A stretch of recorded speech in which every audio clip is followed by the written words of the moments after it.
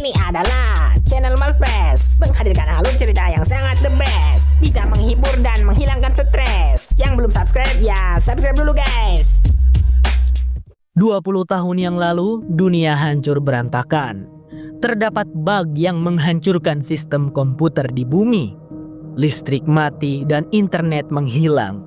Kejadian itu membuat umat manusia ketakutan sehingga beberapa kota membangun tembok besar untuk melindungi diri mereka sendiri. Beberapa orang tidak beruntung harus bertahan hidup di luar kota menghadapi rasa lapar, para psikopat, kanibal, dan penjahat-penjahat lainnya.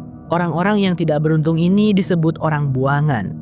Namun di antara dunia yang berbeda itu, terdapat sebuah profesi yang sangat berguna tapi juga berbahaya, yaitu tukang pengantar susu, atau bahasa kerennya milkman. Kalau di zaman saat ini lebih familiar disebut kurir, yang bertugas mengantar berbagai suplai makanan, senjata, dan lain-lainnya ke setiap kota yang ada. Milkman bukan bagian dari warga kota dan bukan juga bagian dari warga buangan. Posisinya berada di tengah-tengah. Para pengantar susu biasanya tidak hidup lama karena medan yang harus diterjangnya sangatlah berbahaya. Tapi berbeda dengan yang satu ini. Ia bernama John bersama mobilnya yang ia namai Evelyn. Mereka berdua sudah sangat mengenal setiap sudut jalanan kota dan menjadi langganan kota-kota besar untuk mengantarkan paket-paket penting. John tak punya rumah karena setiap hari hidupnya di jalanan. Ia juga tak ingat dengan keluarganya karena ternyata John mengalami amnesia tepat di hari dunia hancur. Akan tetapi hidupnya itu berubah total ketika ia bertemu dengan seorang COO New San Francisco yang bernama Raven. New San Francisco ini adalah salah satu kota besar yang terisolasi dari dunia luar. Keadaan di dalamnya masih sangat terjaga dan kemanusiaan masih dijunjung tinggi. Tak ada kekerasan, kanibalisme, semuanya damai sentosa. Oh iya, COO itu merupakan jabatan pemimpin di kota ya guys. Raven menawari John sebuah pekerjaan yang imbalannya adalah John bisa tinggal di dalam kota. John ditugaskan untuk mengambil paket dari New Chicago yang jaraknya sangat jauh dan juga sangat berbahaya. Dia hanya diberi waktu 10 hari untuk menyelesaikan tugasnya itu. Namun meskipun berbahaya, impiannya untuk tinggal di dalam kota bisa terwujud. Semua perjalanan John akan dirangkum dalam series ini yang berjudul Twisted Metal atau logam yang diputar. Benar gak tuh cara bacanya? Jika kalian anak milenial yang sering main PS, pasti gak asing lagi sama game Twisted Metal kan? Ya, game video balapan mobil dan tembak-tembakan yang rule-nya cuma satu, yaitu bertahan hidup. Oke, gak banyak percincongan lagi. Yuk langsung saja, ini dia Twisted Metal. John yang terkagum-kagum dengan kehidupan damai di New San Francisco pergi dengan senang hati untuk menjalankan tugasnya. Tapi di saat ia pergi, rupanya Raven penuh dengan kebohongan.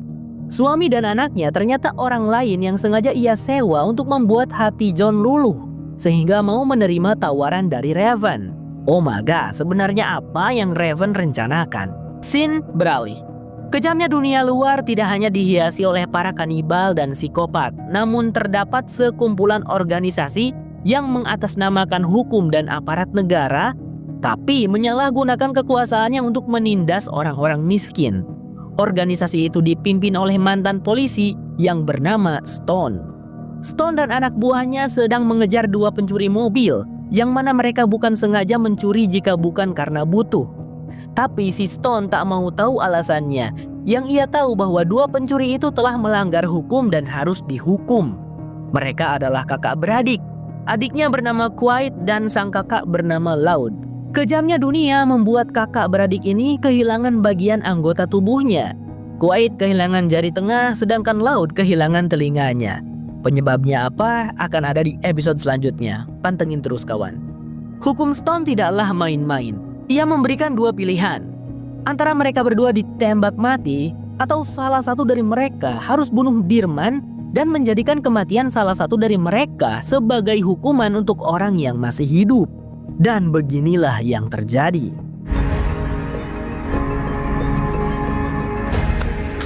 Eat my ass, motherfucker! Let's see. There you go. Who knew? Officer? Ya, Laut mengambil pistol dan bunuh Dirman meninggalkan adiknya Quiet seorang diri. Tetapi Stone tak membiarkan Quiet begitu saja. Ia membuat tato di tubuh Quiet sebagai tanda bahwa dirinya sudah bertemu dengan Stone. Kembali pada John, ia memulai perjalanannya dengan menemui sahabatnya terlebih dahulu yang merupakan pembuat peta bernama Tommy. Tommy tahu betul bahaya yang akan dilewati John untuk sampai ke New Chicago. Bahkan Tommy pun berusaha melarang John. Karena John harus melewati Las Vegas yang dikuasai badut psikopat. Tidak pernah ada orang yang berhasil kabur dari jeratnya. Selain itu, John juga harus berhadapan dengan Stone, si penegak hukum abal-abal yang menguasai seluruh jalanan Nevada. Ada juga para orang suci yang fanatik agama. Mereka tidak menjadikan agama sebagai pengingat agar tidak melakukan dosa, tapi menjadikan agama sebagai alasan untuk melakukan dosa. Dan belum lagi bahaya-bahaya lainnya. Namun, tetap saja John tak menggubrisnya. Lantas melihat tekad John yang kuat pun, Tommy memberikan sebuah peta dengan jalur yang seaman mungkin yang bisa dilewati oleh John. Singkat cerita, John sudah sampai di Las Vegas. Deru suara mobil Evelyn terdengar oleh si badut yang menjuluki dirinya Sweet Tooth. Lantas ia pun langsung tertawa karena kembali mendapatkan buruan.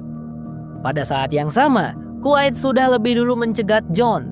Quiet mengancam akan membunuh John, namun John juga mengancam balik.